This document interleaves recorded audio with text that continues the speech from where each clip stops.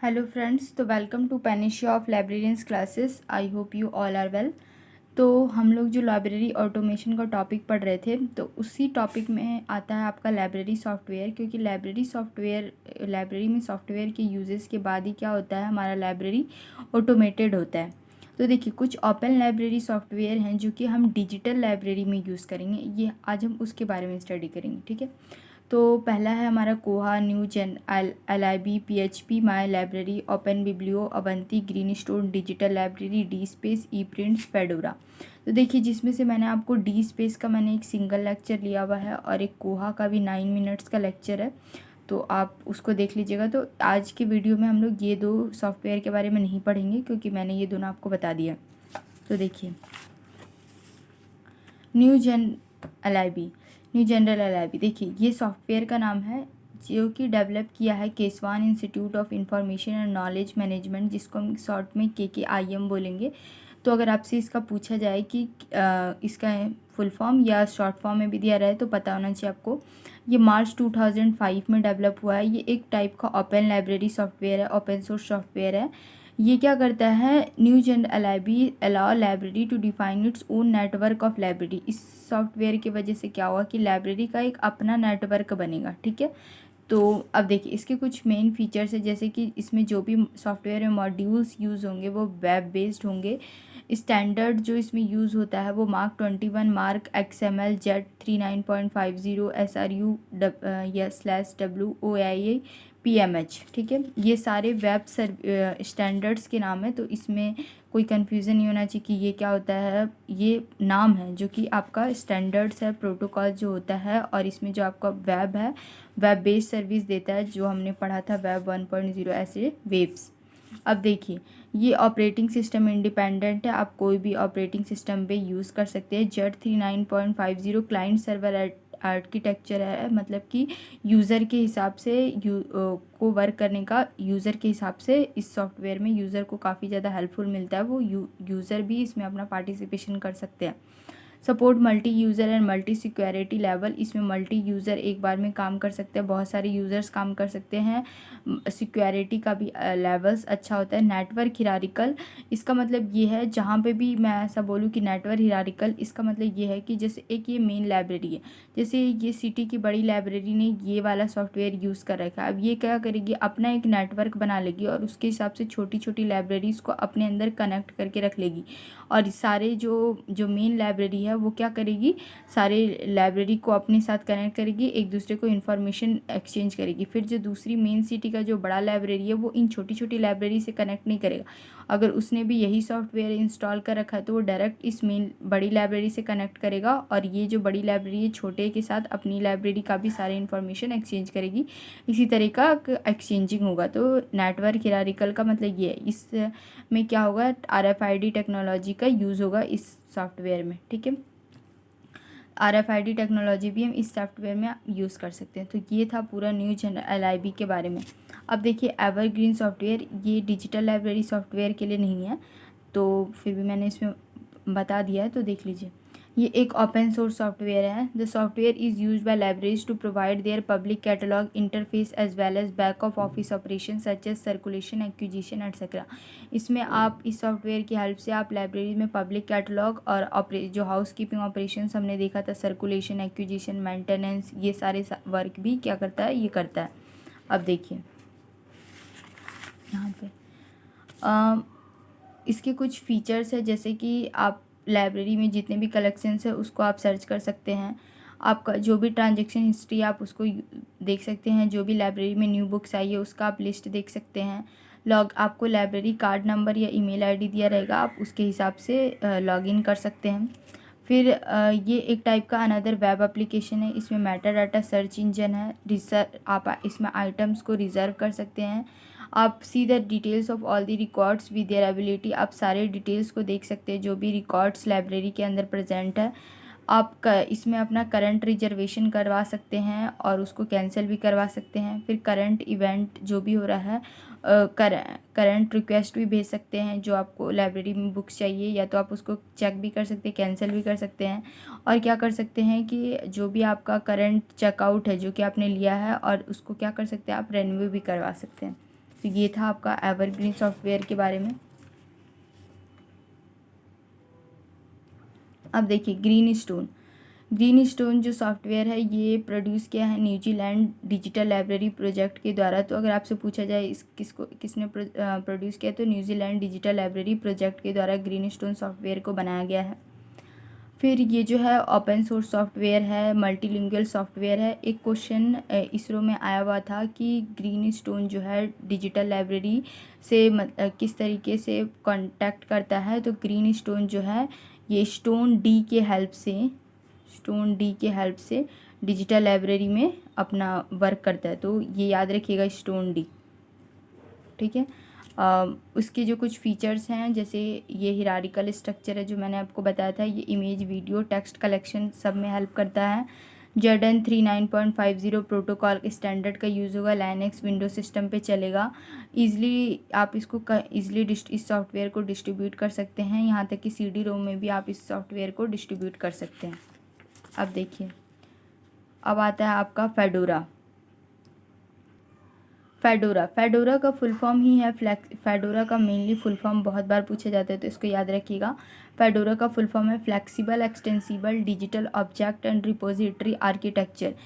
आपसे यहाँ से 2 क्वेश्चन पूछा जाएगा। पहला तो फेडोरा का फुल फॉर्म, दूसरा आपसे पूछा जाएगा कि क्वेश्चन ऐसा रहेगा डिजिटल डिपोजिटरी सॉफ्टवेयर का नाम बताओ। तो उसमें ऑप्शंस रहेंगे, तो आपको बताना होगा कि डिजिटल डिपोजिटरी सॉफ्टवेयर में आप फेडोरा का यूज़ करते हैं। इसका मतलब रिपोजिटरी का मतलब है कि जो भी आपका स्टोर को, जो बुक्स की जो स्टोर्स हैं उसको मैनेज करने के लिए जो सॉफ्टवेयर का यूज़ होता है उसका नाम है फेडोरा। तो डिजिटल डिपोजिटरी मैनेजमेंट सॉफ्टवेयर, इसको डेवलप किया है कॉर्नेल यूनिवर्सिटी ने। और इसमें क्या होता है, जैसे डिजिटल कंटेंट को स्टोर करके रखना, मैनेज करके रखना, एक्सेस करने का काम ही फेडोरा सॉफ्टवेयर करती है। अगर आपसे कॉर्नेल यूनिवर्सिटी नहीं लिखा रहेगा तो खान एंड विलेंसिकी लिखा रहेगा, तो भी आप फेडोरा ही लगाइएगा कि खान एंड विलेंसिकी से ही ये इंस्पायर्ड थे। तो आपको याद रखना है कि अगर आपसे पूछा जाए कि फेडोरा का फुल फॉर्म ये किस टाइप का डिजिटल डिपोजिटरी सॉफ्टवेयर है जो भी स्टोर, मैनेज और एक्सेसिंग का काम करेगी, डेवलप किसने है, कॉर्नेल यूनिवर्सिटी। और कॉर्नेल यूनिवर्सिटी नहीं रहेगा तो खान एंड विलेंसिकी दिया रहेगा। तो दोनों में से कोई एक, दोनों ही याद रखिएगा, जो ऑप्शन में रहेगा उसको टिक लगाइएगा। दोनों कभी नहीं रहेगा, दोनों में से एक ही रहेगा। अब देखिए कंटेंट मैनेजमेंट सॉफ्टवेयर, जिसका CMS कंटेंट मैनेजमेंट सॉफ्टवेयर क्या है। CMS is the set of process and technology that support collection, managing and publish information in internet over internet. इस CMS कंटेंट मैनेजमेंट सॉफ्टवेयर एक टाइप का process है, या तो एक सेट है प्रोसेस का, और ये क्या करता है, जो भी सपोर्ट करता है कलेक्शन, मैनेजिंग और जो पब्लिश करता है इंफॉर्मेशन को किस इंटरनेट पे। तो CMS जो क्या करता है, लाइब्रेरी के वेबसाइट्स को डेवलप करता है। Manage digital content in various formats like text, manage image, audio, video, scientific data etc। ये क्या करेगा, डिजिटल कंटेंट को मैनेज करेगा अलग अलग फॉर्मेट्स में, जैसे टेक्स्ट है, इमेज है, ऑडियो, वीडियो, साइंटिफिक डाटा, इन सब में क्या करेगा, मैनेज करेगा। यूज़र के पार्टिसिपेशन को अलाउ करेगा कंटेंट डेवलपमेंट के लिए। शेयर्ड कंटेंट फॉर लाइब्रेरी, एक लाइब्रेरी से दूसरे लाइब्रेरी में जो भी कंटेंट को शेयर किया जाता है उसको भी डेवलप करने में की परमिशन देता है। जो भी रिपीटेटिव डुप्लीकेट्स इनपुट्स आते हैं उसको क्या करता है, रिड्यूस करता है। इसमें यूज़र के पार्टिसिपेशन को इंक्रीज़ करता है लाइब्रेरी एक्टिविटीज़ में। कौन, तो कंटेंट मैनेजमेंट सॉफ्टवेयर। अब देखिए आपसे क्वेश्चन यहाँ पे ये बनता है कि कंटेंट मैनेजमेंट, आपको इस तरह क्वेश्चन ये रहेगा, content management software are, first रहेगा जुमला, ड्रूपल, वर्डप्रेस, और फोर्थ में रहेगा एवरग्रीन। ऑप्शन रहेगा A B C and D, या ABC, या ABDS या ऑल ऑफ दीज, इस तरीके का क्वेश्चन रहेगा। तो आपको पता होना चाहिए कंटेंट मैनेजमेंट सॉफ्टवेयर के एग्जाम्पल कौन कौन है। तो कंटेंट मैनेजमेंट के जो मेनली एग्जांपल्स देखे जाते हैं, तो जुमला, ड्रूपल और वर्डप्रेस, ठीक है। तो जुमला क्या है, जुमला एक open source content management software है। कंटेंट मैनेजमेंट से आप समझ ही रहे होंगे कि जो आपका डिजिटली कंटेंट जो मैनेज करने के लिए जो हम सॉफ्टवेयर को यूज़ करते हैं वो होता है हमारा कंटेंट मैनेजमेंट सॉफ्टवेयर। ये भी एक फ्री ओपन सॉफ्टवेयर है। इसका मेन फीचर क्या है कि ये बैनर को मैनेज करता है, जो भी आप बैनर्स बनाइएगा, यूज़र के मैनेज करेगा, कॉन्टैक्ट को मैनेज करेगा, जितने भी आपके वेब्स हैं, वेब लिंक मैनेजमेंट करेगा, न्यूज़ फीड मैनेजमेंट करेगा, वेब सर्विसेज आपको प्रोवाइड करेगा। ठीक है,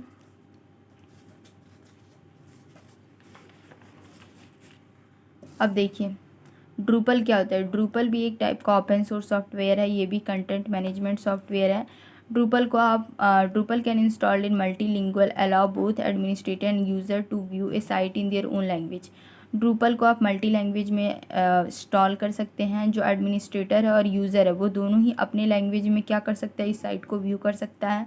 इसमें एडवांस रिसर्च की फैसिलिटी है, मतलब कि अगर जो लाइब्रेरीज़ में बुक नहीं है आप वो भी सर्च कर सकते हैं, अगर नहीं होगा तो बताया जाएगा। ऑटो टैगिंग का फैसिलिटी है, डिज़ाइन एंड डिस्प्ले डिज़ाइन कर सकते हैं, कंटेंट को डिस्प्ले कर सकते हैं। फिर ये नहीं है, गलत लिखा गया है। फिर आप इसमें यूज़र के और एडमिनिस्ट्रेटर के साथ जो भी आपका कंटेंट है उसके साथ कोलैबोरेट कर सकते हैं, ऑर्गेनाइज कर सकते हैं कंटेंट को, या तो आप कुछ नया कंटेंट भी फाइंड कर सकते हैं। ठीक है, अब देखिए कुछ इस अब वर्डप्रेस क्या है। वर्डप्रेस जो होता है मेनली आपका ब्लॉग्स के लिए यूज़ किया जाता है। ठीक है, तो इसमें क्या होगा कि आप मल्टीपल ऑथर को के लिए आप इस सॉफ्टवेयर को यूज़ कर सकते हैं। जो भी आपका स्पैम कंटेंट है उसको प्रोटेक्ट करेगा। इजी आप इंपोर्ट कर सकते हैं, ब्लॉगिंग में यूज़ करते हैं, टेक्स्ट फॉर्मेटिंग के लिए यूज़ करते हैं। वर्डप्रेस का अपना एक थीम है, वर्डप्रेस के पेजेस आते हैं। और नो रीबिल्डिंग, मतलब कि आपने एक बार कंटेंट बना लिया तो उसके बाद आप दोबारा से उसको रिबिल्ड नहीं कर सकते हैं। अब देखिए अगर आपसे पूछा जाए कि ब्लॉगिंग के लिए आप कौन से ओपन सोर्स सॉफ्टवेयर का यूज़ करेंगे लाइब्रेरी में, तो पहले जुमला का यूज़ किया जाता था, लेकिन अब वर्डप्रेस के आने के बाद वर्डप्रेस का ज़्यादातर यूज़ किया जाता है। तो ऑप्शन में आपको वर्डप्रेस ही लगाना है। कंटेंट मैनेजमेंट में ब्लॉगिंग का किस के लिए, ब्लॉगिंग के लिए कौन से सॉफ्टवेयर का यूज़ करते हैं, तो वर्डप्रेस का। ओपन बिब्लियो सॉफ्टवेयर क्या होता है, ये एक open source automated library software है। ये आपको फैसिलिटी देता है, इसके अंदर फैसिलिटी होता है ओपेक का, सर्कुलेशन का, कैटलॉगिंग का, एडमिनिस्ट्रेटिव वर्क का। आप इसको कॉमन लाइब्रेरी में जितने भी फीचर्स होते हैं उसके लिए डिज़ाइन किया हुआ है। ई प्रिंट्स क्या होता है, develop by the university of south Patton school of electronics and computer science, इन्होंने डेवलप किया 2000 में। एक ये इंस्टीट्यूशनल रिपोजिटरी सॉफ्टवेयर है।